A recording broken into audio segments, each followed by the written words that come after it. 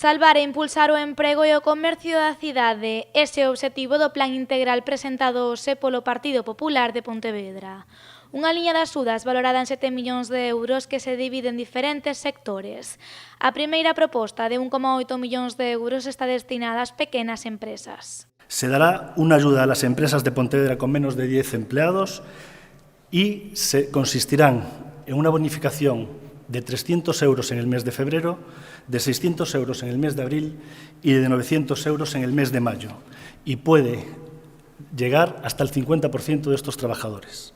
Coa segunda medida, valorada en 1,2 millóns de euros, os populares pretenden executar unha bonificación para contratos fixos. A axuda neste caso sería duns 1.200 euros directos que beneficiarían aos 1.000 traballadores da cidade. Por outra banda, no Plan Integral dos Populares destínanse 2,25 millóns de euros para axudas ao luguer das empresas e 1,7 millóns para os autónomos. Un plan que es el equivalente a las 4 primeras cuotas del año del autónomo. No quiere decir que nosotros paguemos esas cuotas, quiere decir que el importe será por cada autónomo de 1.144,6 euros, que es el valor medio de la cuota de autónomos en los 4 primeros meses del año. Y esto podría ayudar hasta 1.500 autónomos de nuestra ciudad.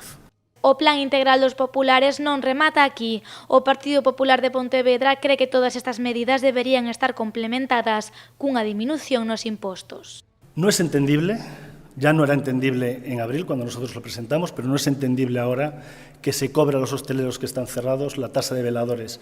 No entendemos la cerrazón de Lores de mantener el pago veladores a hosteleros y menos en este momento que han cerrado. Dentro de este programa de reducción de tasas municipales pedimos la suspensión de la tasa de basuras a la hostelería y al comercio local mientras dure la pandemia.